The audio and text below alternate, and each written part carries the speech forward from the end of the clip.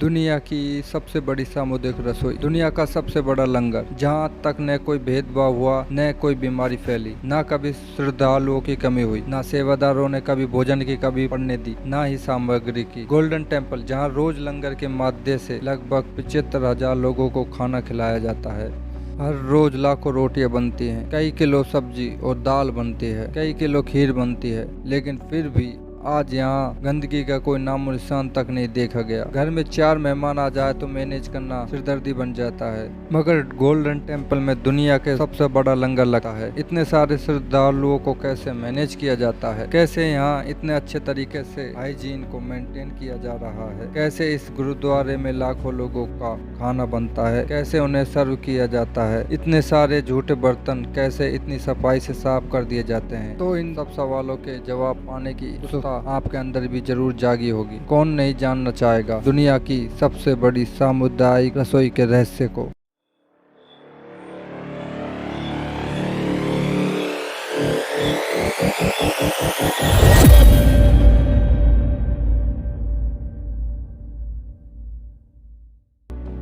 स्वर्ण मंदिर अपने सोने की सजावट के लिए इतना मशहूर नहीं है जितना ये अपने लंगर के लिए मशहूर है। दुनिया भर से रोज कम से कम 1 लाख श्रद्धालु आते हैं। यहाँ प्रसाद की जगह प्रसाद को लंगर के माध्यम से किया जाता है। इस लंगर में दाल, सब्जी, रोटी, चना और ये कुछ भी आदि प्रसाद के रूप में दिया जाता है।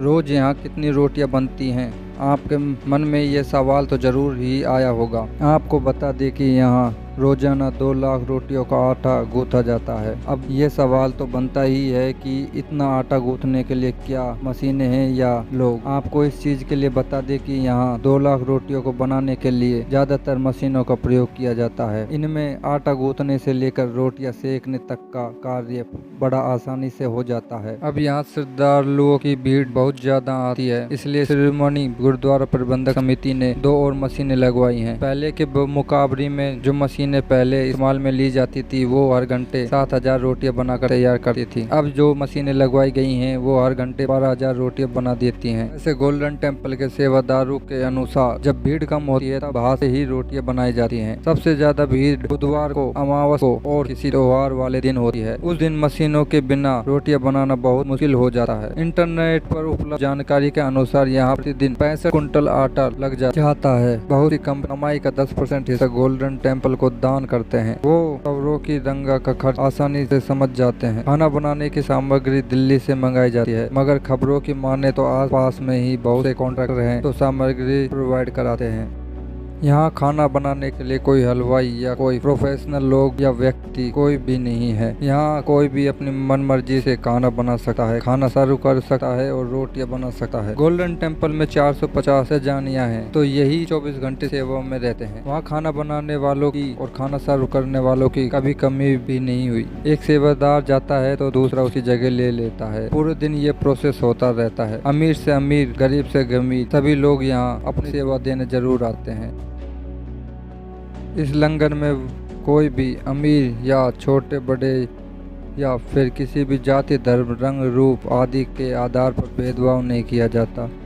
कभी भी कोई व्यक्ति आकर यहाँ लंगर में खाना खा सकता है या फिर अपनी सेवा दे सकता है।